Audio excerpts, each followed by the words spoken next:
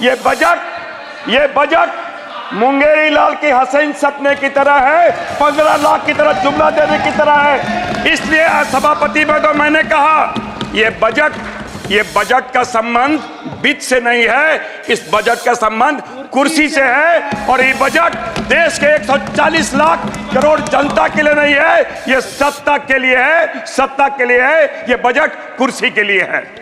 लेकिन कल 2-3 बातें बड़ी अजीब से मुझे लगी कि जनरली मैं जानता था कि बजट का संबंध वित्त से होता है, लेकिन कल मैंने देखा बजट का संबंध कुर्सी से है कि मोदी जी की सरकार ने कांग्रेस पार्टी की 5 गारंटी योजना की उन्होंने कॉपी की है।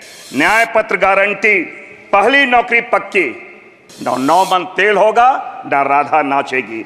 जो एमएसपी की बातें हैं, कानूनी दर्जा, उसके बारे में मौन, ऋण माफी, उसके बारे में मौन। जिस प्रकार मणिपुर के बारे में मोदी जी मौनी बाबा बन जाते हैं, इस मसले पे भी ये सरकार मौन धारण किए हुए है।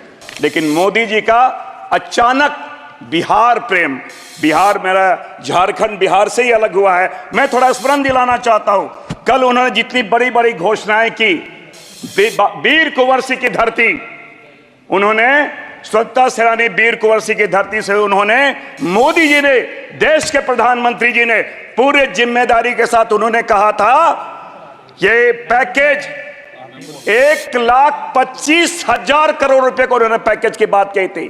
क्या हुआ?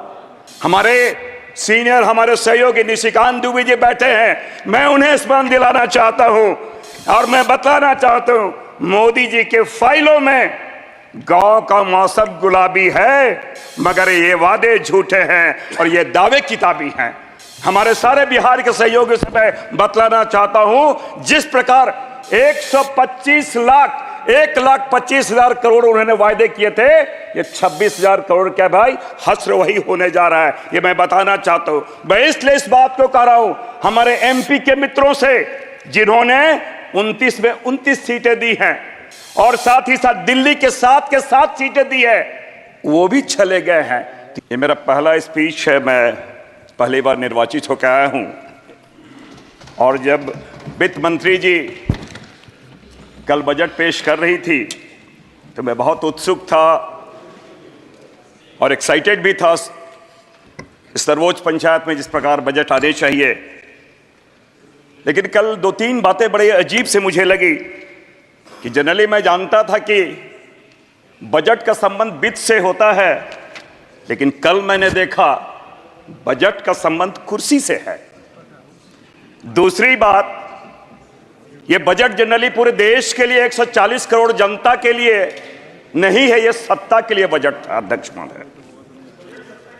अध्यक्ष महोदय, होना चाहिए था जनता के लिए, लेकिन कल जो प्रस्तुत किया वो सत्ता के लिए है और इसलिए मैंने कहा इसका संबंध वित्त से नहीं है, कुर्सी से है।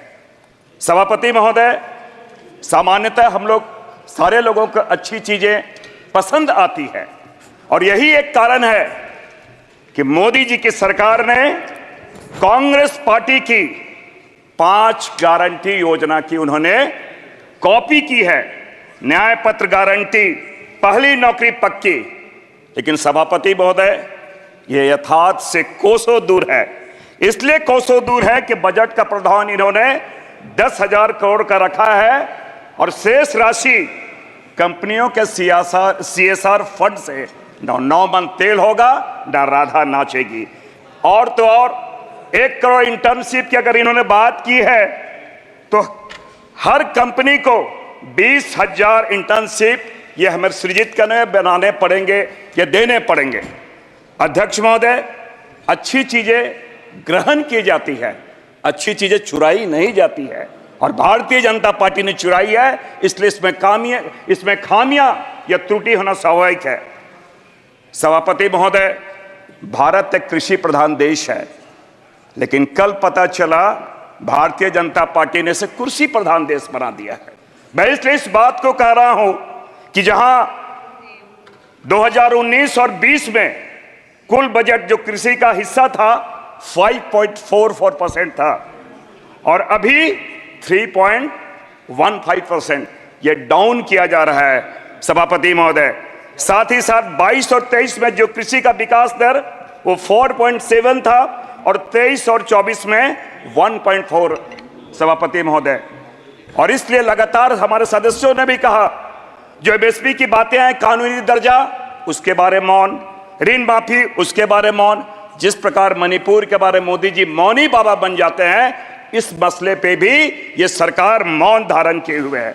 एक तरफ हमारे राहुल गांधी जी भारत जोड़ो यात्रा के माध्यम से जोड़ो जोड़ो भारत जोड़ो की बात करते हैं, लेकिन बजट के माध्यम से ये सरकार छोड़ो छोड़ो राज्यों को छोड़ो ये बात करती है। मैं इसलिए इस बात को कह रहा हूं कि फंड एलोकेशन की अगर जो बात आई है, जिस प्रकार आपने दरिया दिली दिखाई है, लेकिन जब ये हमारे जो फेडरल कैरेक्टर की जो बातें आती है, तो जब मैं राज्यों की बात करता हूं तो सूखाग्रस्त कर्नाटक और साइक्लोन जैसे तमिलनाडु में आया था, आपने कितनी उनके साथ नाइंसाफी की थी। मैं ये भेदभावपूर्ण रवैया मैं स्मरण दिलाना चाहता हूं। लेकिन मोदी जी का अचानक बिहार प्रेम, बिहार मेरा झारखंड बिहार से ही अलग हुआ है, मैं थोड़ा स्मरण दिलाना चाहता हूं। कल उन्होंने जितनी बड़ी बड़ी घोषणाएं की, वीर कुंवर सिंह की धरती, उन्होंने स्वतंत्रता सेनानी वीर कुंवर सिंह की धरती से उन्होंने, मोदी जी ने, देश के प्रधानमंत्री जी ने पूरे जिम्मेदारी के साथ उन्होंने कहा था ये पैकेज 1,25,000 करोड़ रुपए को उन्होंने पैकेज की बात कही थी। क्या हुआ?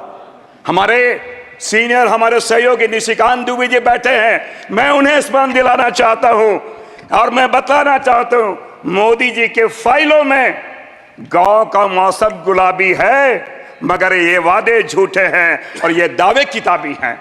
हमारे सारे बिहार के सहयोगी से मैं बतलाना चाहता हूं, जिस प्रकार 1,25,000 करोड़ उन्होंने वायदे किए थे, ये 26,000 करोड़ क्या भाई हस्र वही होने जा रहा है, ये मैं बताना चाहता हूं।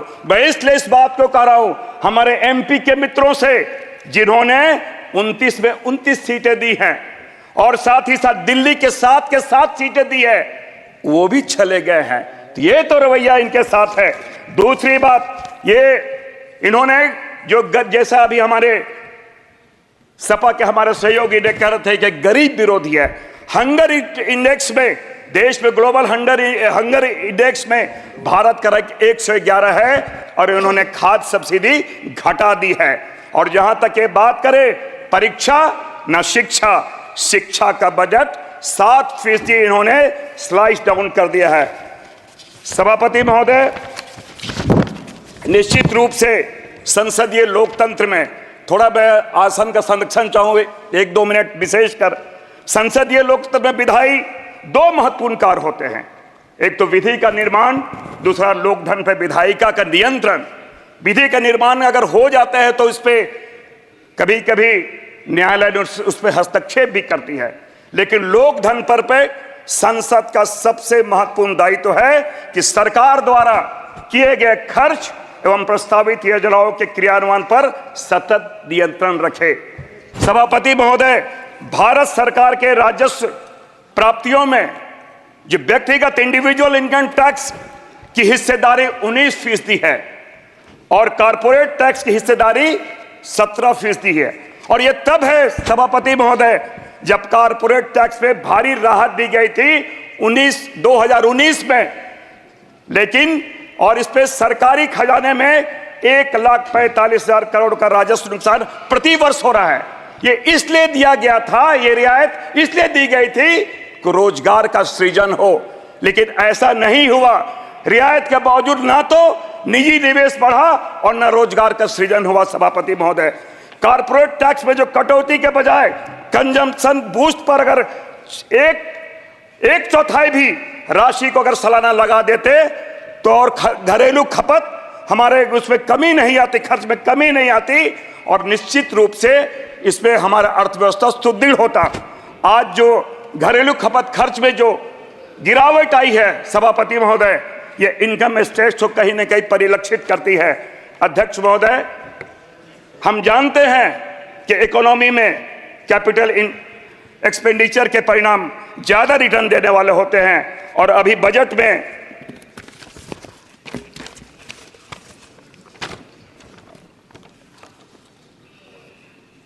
अभी बजट में एक मिनट, थोड़ा आराम से थोड़ा पहली बार है, थोड़ी कमी हो सकती है। ओके, अभी बजट में 11 लाख आराम से आपको तो सपोर्ट करना चाहिए, क्योंकि नए सदस्य आए हैं तो बात सपोर्ट करना चाहिए। यही आपकी गंभीरता पता चलता है, और ये पता चलता है किस प्रकार आप तोड़ो कर रहे हैं। हिसाब से आपके संस्कार, आपके व्यवहार से परिलक्षित हो रहा है।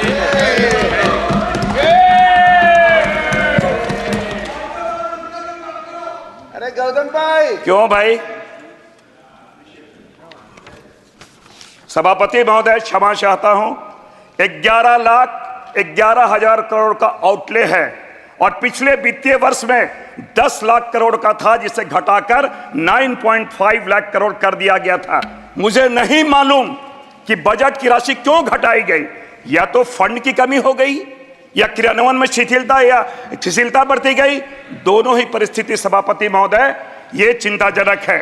बजट का सबसे बड़ा खर्च सभापति महोदय इंटरेस्ट के पेमेंट पे होता है, जो कुल एक्सपेंडिचर का 25% होता है। इसलिए उधार लेने के पहले हमें 10 बार सोचना चाहिए। अध्यक्ष महोदय, काफी हमारे सहयोगी सत्ता पक्ष लोगों ने बड़ी बड़ी बातें की है कि हम ये करेंगे वो करेंगे, लेकिन सभापति महोदय पिछली बार जो 1 फरवरी का जो ये था अंतरिम बजट, वो 47.65 लाख करोड़ का था, और इस बार कितना है? 48.21। मूल बजट अभी सभापति महोदय केवल 56,000 करोड़ रुपया ज्यादा। अध्यक्ष महोदय, ये तो ऐसा ही हुआ अध्यक्ष महोदय कि मुंगेरी लाल की हसीन सपने की तरह बातें हो रही है। प्लीज अब हाँ, मैं इसीलिए तो मैं कह रहा हूं, अंतरिम बजट और मूल बजट में केवल 56,000 करोड़ का ही अंतर है। और आपने जो बड़ी बड़ी घोषणाएं की है उसी के बारे में कह रहा हूं। ये बजट मुंगेरी लाल के हसीन सपने की तरह है, 15 लाख की तरह जुमला देने की तरह है। इसलिए सभापति में तो मैंने कहा ये बजट का संबंध वित्त से नहीं है, इस बजट का संबंध कुर्सी से है। और ये बजट देश के 140 लाख करोड़ जनता के लिए नहीं है, ये सत्ता के लिए है। ये बजट कुर्सी के लिए है। धन्यवाद अध्यक्ष सभापति महोदय।